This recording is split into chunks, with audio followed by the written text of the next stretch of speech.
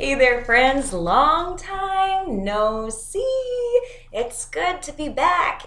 And, I have to apologize for being gone for so long. I think that part of the reason that I was gone is um, I had a little bit of living to do. And I think the last time that we spoke, I had just recently mentioned that I was engaged, I got married, and then really awesomely last year I had a baby. I had a little fat ginger girl. Her name is Alexandra. She is redheaded, she is chubby, and she is in trouble constantly. I think you see the spatula in yonder cabinet. That is because she goes in there and like pulls out dishes and what have you and is like banging it on everything. So it's a mess. My life is a wild, wild, wild ride. And to be honest with you, I think that over the last many years when I haven't made a video, part of it was that I got a little bit discouraged. I didn't have a lot of wisdom to share with you because I got kind of overwhelmed and I began to drown in the doldrums of 9 to 5 cube dwelling. I mean, I had an awesome job at Regent University where I was an admissions counselor and had this fabulous opportunity to connect with students who have these specific dreams, these specific callings that God has put on their heart, and to try to advise them and say, hey, well, we've got this program that can equip you for this, or this. And, it was cool to be able to be hands-on with people and a lot of times hear their pain, hear their experiences where they've gotten off track in life. And I felt like, goodness, I identify, like that's me. I've had so many struggles, and to be able to connect with people in that way is a fabulous blessing. But to tell you the truth, I don't think that I fully took advantage of all of that was all around me until really just recently. There have been some up and down things in my life, roller coaster rides where I've just been hanging on, and sometimes I've been like, feeling like I'm in the runaway car that Carrie Underwood described in Jesus Take the Wheel. Like, at times I've just been here like, whoo, I'm gonna let it go. Let that wheel go, Lord. I don't even want to look at that wheel. Just take it, drive, take it. I can't do it. I've really felt that way. Honestly, it has been a rough road.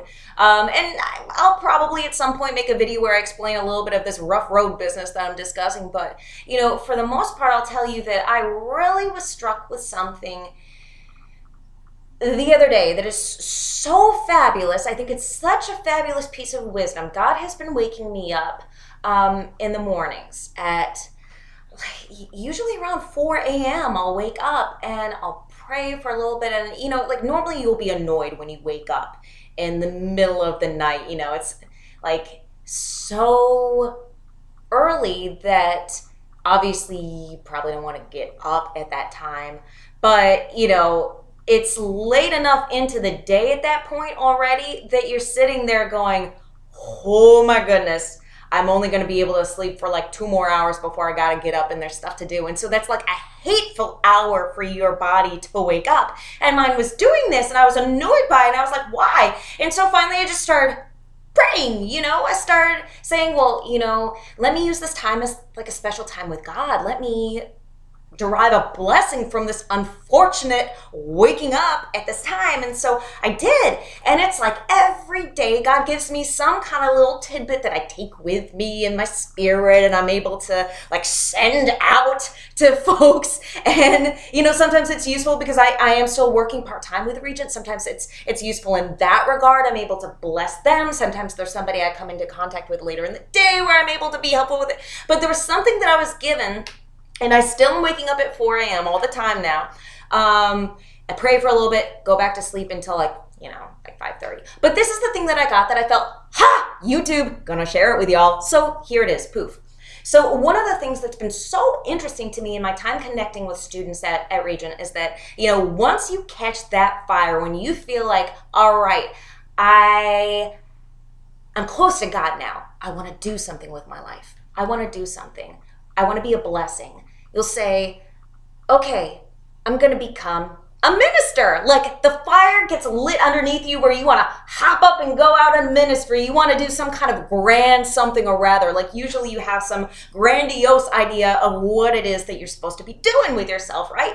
And it's always been interesting trying to kind of quell that flame, not quell it, but to just say, you don't necessarily have to be in ministry, folks. You don't have to necessarily, we are not all meant to be preachers. In fact, the thing that I was so hit with the other morning was this idea that, we all want our mega church. We all want to get behind the pulpit and do this and do that fabulous, great thing with our lives.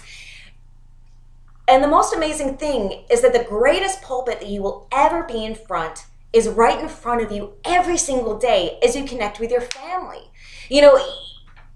When you connect with your friends, when you connect with your coworkers, when you connect with just the people in passing that you meet and interact with every day, that is your greatest pulpit. I'll elaborate on this. So think about the people that have been most instrumental to you, the epiphanies that you've had, the conversations that you've had that really put their fingerprints all over you and changed you and shaped you and helped you to become who you are. Was it some fire and brimstone sermon that was delivered one Sunday morning that was, and changed it all?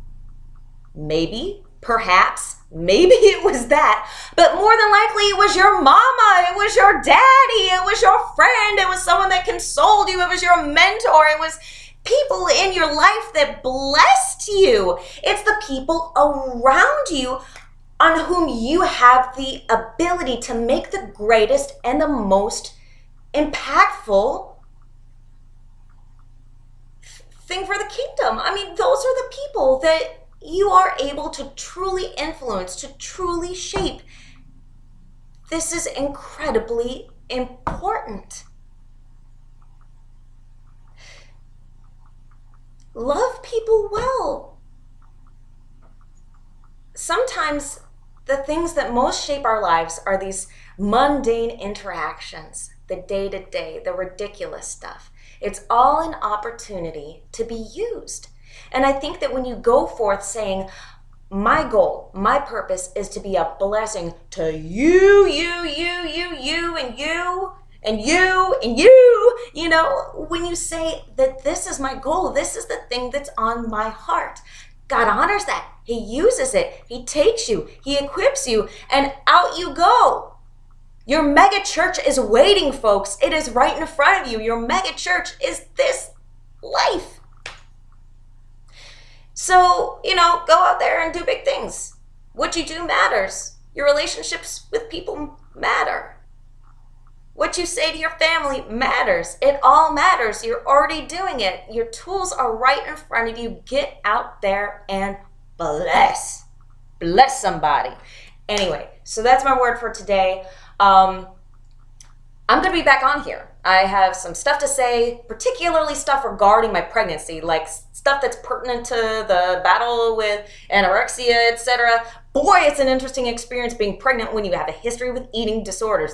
I have been delivered for sure. I've had a wild ride with that. And so, I want to share a little bit of that with you in future videos. But for now, I see that I've been yakking on for nigh on 10 minutes, so I'll let you go. But I love you all, and I hope you are well. I'm praying for you. May God bless you in all of the things that you do today and in your future days.